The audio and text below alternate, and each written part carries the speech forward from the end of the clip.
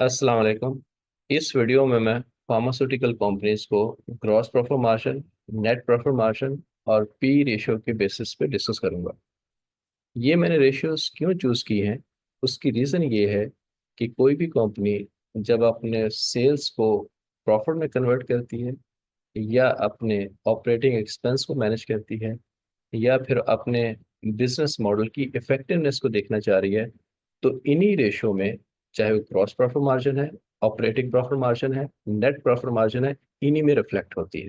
इस स्लाइड में मैंने 10 फार्मास्यूटिकल फर्म्स को मेंशन किया है। टोटल फर्म जो लिस्टेड है पाकिस्तान स्टॉक एक्सचेंज में वो 15 है, और मैंने जो लॉस वाली फर्म्स हैं उनको मैंने ऐड नहीं किया है। और इसमें से भी 10 में से जिनके हाईएस्ट क्रॉस प्रॉफिट मार्जिन है उनको मैंने रेड कलर किया है, जिसमें हाइनोन, एजीपी, मैक्टर, फेरोसन लैब और आईबीएल हेल्थ केयर है। नेक्स्ट स्लाइड जो मैंने बनाई है वो उन फर्म्स की है जिसके नेट प्रॉफिट मार्जिन ज़्यादा है, और यहाँ पे मैंने उनको भी हाईलाइट किया है। हाइनोन है, एजीपी है, एबट है, हेलियन है, सिटी फार्मा है। हेलियन का पहला नाम ग्लेक्सोस्मिथ कंज्यूमर लिमिटेड था, अभी इसका नाम जो है वो हेलियन है। तो ये टॉप 5 फर्म्स हैं जिनके नेट प्रॉफिट मार्जिन जो है वो ज़्यादा है, अगर हम कंपेयर करें दूसरी फार्मास्यूटिकल फर्म्स के साथ। नेक्स्ट जो स्लाइड है वो मैंने पी रेशियो के लिहाज से बनाई है कि वो वाले स्टॉक्स जो लेस एक्सपेंसिव है, यानी जिनकी पी रेशियो कम है। तो इसमें सिटी फार्मा है, एचपीएल है। एचपीएल हॉकिस्ट पाकिस्तान है, बेसिकली इसका पहला नाम जो है वो सिनोफी एवेंटस था। उसके बाद एबट है, हाइनोन है, हेलियन है, मैक्टर है, आईबीएल हेल्थ केयर है। तो यहाँ पे मैंने 7 फर्म्स जो है वो मेंशन की हैं, उसका कलर रेड किया है, जो कि लेस एक्सपेंसिव हैं, जिनकी पीई रेशियो कम है। अब अगर कोई देखना चाह रहा है कि मुझे यानी cross profit margin, net profit margin और लेस एक्सपेंसिव फर्म कौन सी हैं, तो उसके लिए भी मैंने नेक्स्ट स्लाइड जो है यहाँ पे वो बना दी है। नेक्स्ट स्लाइड में अगर देखें कि मैंने यहाँ पे 10 फर्म्स मेंशन किए हैं, सिर्फ एक ग्लेक्सो जो है वो रेड नहीं है, यानी उनको हाईलाइट नहीं किया, बाकी सारी किसी ना किसी फॉर्म में आ रही है।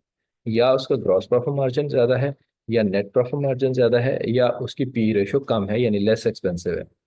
तो अब इसमें से भी एटलीस्ट अगर हम 3 रेशो में से वो फर्म देख लेते हैं कि एटलीस्ट जो दो रेशो को मीट कर रही हैं, तो उसमें अगर आप पहली देखें सिटी फार्मा, उसके नेट प्रॉफिट मार्जिन ज़्यादा है और पी रेशो कम है, यानी लेस एक्सपेंसिव है। और अगर आप एचपीएल देखें तो एक ही रेशो, हम इसको ऐड नहीं करेंगे। और उसके बाद एबट देखें तो उसमें जो है 2 रेशो जो है, यानी नेट प्रॉफिट मार्जिन ज़्यादा है और पी रेशो कम है अगर हम दूसरों से कंपेयर करें। हाई नून ऐसी फर्म है जिसका ग्रॉस प्रॉफिट मार्जिन भी ज़्यादा है, नेट प्रॉफिट मार्जिन भी ज़्यादा है और पी रेशो भी कम है। तो ये तीनों में फॉल कर रही है। उसके बाद हेलियन 2 में कर रही है, मैक्टर 2 में कर रही है, आईपीएल हेल्थ केयर 2 में है, और एजीपी जो है वो 2 में है, और फेरोसन लैब 1 में है, तो इसको भी हम ऐड नहीं करेंगे। तो इसके बाद भी अगर हम देखें कि एटलीस्ट जो इन रेशो में से दो, कम से कम दो को फॉल कर रही है, दो को मीट कर रही है, 3 को भी हो सकती है, 3 में तो सिर्फ एक ही हाई नून है, तो एटलीस्ट दो को जो मीट कर रही है, तो उसको भी मैंने नेक्स्ट स्लाइड में यहाँ पे मेंशन कर दी है, ताकि जो है वो किसी भी इन्वेस्टर के लिए फार्मास्यूटिकल फर्म में इन्वेस्ट करना उसके लिए आसान हो जाए, और वो आइडेंटिफाई कर सके कि किन फर्म्स के ग्रॉस प्रॉफिट मार्जिन ज़्यादा है, नेट प्रॉफिट मार्जिन ज़्यादा है, और वो लेस एक्सपेंसिव है। तो उसमें जो है यहाँ पे जो है ऑलमोस्ट जो है 7 फर्म्स बन रही हैं। हाइनून, सिटी फार्मा, एबट, हेलियन, मैक्टर, आईबीएल हेल्थ केयर और एजीपी। तो ये ऐसी फर्म्स हैं कि अगर कोई फार्मास्यूटिकल सेक्टर में इन्वेस्ट करना चाह रहा है तो इन फर्म में इन्वेस्ट कर सकता है, और एक अच्छा रिटर्न जो है वो मिल सकता है। Thank you for watching. Please subscribe to my channel.